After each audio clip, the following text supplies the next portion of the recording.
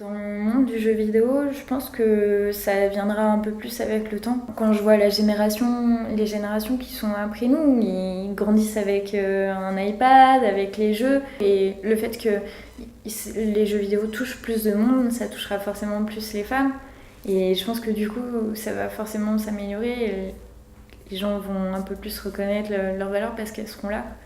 Pour faire bouger les choses, faut aussi, je pense que ça va demander un peu plus de patience dans le milieu du jeu vidéo. On commence un petit peu plus à le comprendre justement sur le cinéma et les séries et à faire plus attention. Et je pense que le jeu vidéo, on n'en est qu'au début. Et c'est toujours le dernier média qui est arrivé qui est le plus sous les feux des projecteurs, qui va être le plus accusé de tous les maux.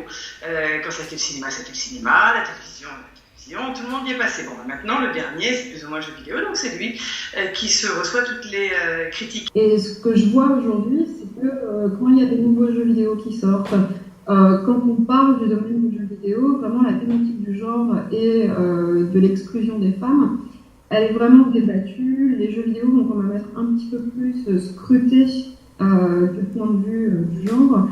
Et du coup, j'ai l'impression que c'est une question qui est beaucoup moins invisible qu'avant. Il y a toujours des problèmes et des barrières, mais c'est vraiment un problème qui aujourd'hui est débattu dans l'espace public. Quand j'ai commencé à en parler à mes étudiants, ça fait genre 4 ans, c'est pas si vieux, et limite le mot sexisme, ils en avaient jamais entendu parler, je caricature, mais c'est pas loin. Et aujourd'hui, c'est limite, ils en ont trop entendu parler, alors ça pose d'autres problèmes, évidemment. Mais il y a beaucoup de problèmes aujourd'hui, c'est parce que ça parle plus, et qu'il y a plus de femmes qui arrivent et qui en parlent. Donc je pense que ce problème est positif, c'est-à-dire que si ça clash, c'est des gens qui rejettent tout ça, c'est des hommes qui se sentent attaqués, c'est parce que il se passe des choses, donc tant mieux. Si les mouvements féministes ont plus de visibilité aujourd'hui, c'est parce qu'ils ont de plus en plus d'importance et que de plus en plus de femmes, notamment, se rendent compte que les droits et l'égalité, encore aujourd'hui, c'est une lutte, et c'est une lutte qui est loin d'être acquise. Mais vraiment, ça passe par la prise en considération des usagers et des usagères et vraiment le fait d'écouter leurs paroles et d'écouter leur expérience. On essaie de lutter contre la discrimination à travers diverses actions, comme par exemple des ateliers, comme dans d'autres pays en fait. Il existe d'autres associations de ce type et on s'est dit qu'en France, il n'y a pas de raison qu'on n'en ait pas. Pour moi en fait, ce qu'il faut vraiment faire, c'est se rassembler et créer du lien. Plus que de sensibiliser les gens qui sont dedans, c'est de les sensibiliser au fait qu'ils ne connaissent pas tout et qu'il y a une richesse réelle à diversifier, à réellement faire des milieux multiculturels, des milieux multi-expériences. Rien qu'un truc, mais j'en discutais avec quelqu'un qui me disait ouais, c'est inadmissible d'engager une femme parce que c'est une femme à une compétence égale ou un peu inférieure à celle d'un homme. Il me disait ouais, mais tu sais, le truc, c'est qu'à mon avis, elle a vécu des trucs que t'as jamais vécu, alors que le mec, il va te raconter exactement ta vie. Et si tu veux faire quelque chose de culturel, d'intéressant et d'enrichissant et qui va toucher le maximum de personnes, t'as besoin, avant tout, de partager des expériences différentes. Tu sais, c'est des petits gestes comme ça qui fait que à long terme, ça fait une grosse différence. Parce que ça peut pas être un changement drastique, là. Ça va pas virer comme ça, là. Ça fait des années qu'il y a le problème, puis on voit tranquillement que ça commence à changer. Puis on n'est pas capable de dire c'est ça qui est arrivé. C'est juste que le jeu vidéo s'est démocratisé. Tout le monde joue, puis à un moment donné, il faut juste l'accepter, là, faut passer à autre chose.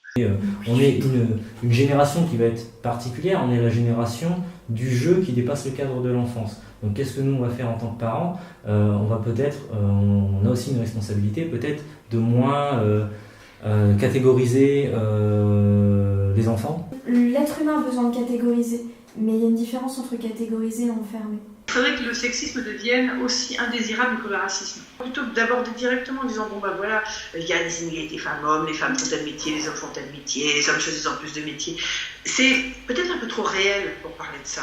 Tandis qu'en parler à un niveau finalement symbolique, ça peut peut-être débloquer des choses. On voulait mettre une plateforme pour montrer la diversité dans le jeu vidéo, supporter les minorités dans le jeu vidéo. Fait qu'au lieu de dénoncer le mal, ce qu'on a décidé de faire, c'est dans le fond lever le bien. En fait, si on regarde Candy Crush, ce qui est intéressant, c'est pas tellement ce qu'il est, c'est surtout ce qu'il n'est pas. Il n'y a pas l'hyper-compétitivité, il n'y a pas l'hyper-performance, il n'y a pas on te fout pas la honte quand tu perds, c'est pas le service militaire. Et je pense pas du coup que ça dise que les femmes préfèrent les trucs neutres. Pas du tout. Tu ne peux pas être passionné par Candy Crush. Par contre, ça n'est absolument insultant à aucun rapport.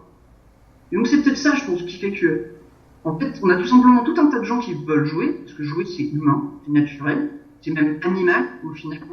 Donc les gens veulent jouer. mais ils veulent jouer un truc qui les insulte pas. Par exemple, d'accompagner des studios sur sur les questionnements éthiques, sociaux, on va dire. Ça peut être quelque chose qui est relativement peu fait finalement encore aujourd'hui. C'est juste les équipes créatives qui sont là, mais qui ne se posent pas toujours ces questions. Et pourquoi pas faire des jeux avec un petit label. Ce jeu est dépourvu de sexisme, d'homophobie et quoi que ce soit, parce que c'est aussi difficile de consommer des jeux vidéo quand on est sensible à certains sujets, parce que malheureusement il y a énormément de maladresse. Accepter ces discours-là reviendrait à se remettre en question en tant que dominant. Et ça, c'est un truc, on a beaucoup de mal à le faire. Et donc, plutôt que de se remettre en question, on va rejeter le discours. Et donc, il y a tout un travail, peut-être, de médiation, de dire à ces personnes-là, non, c'est pas toi le problème, ça ne fait pas de toi une mauvaise personne. Généralement, ça débloque énormément de choses, quoi.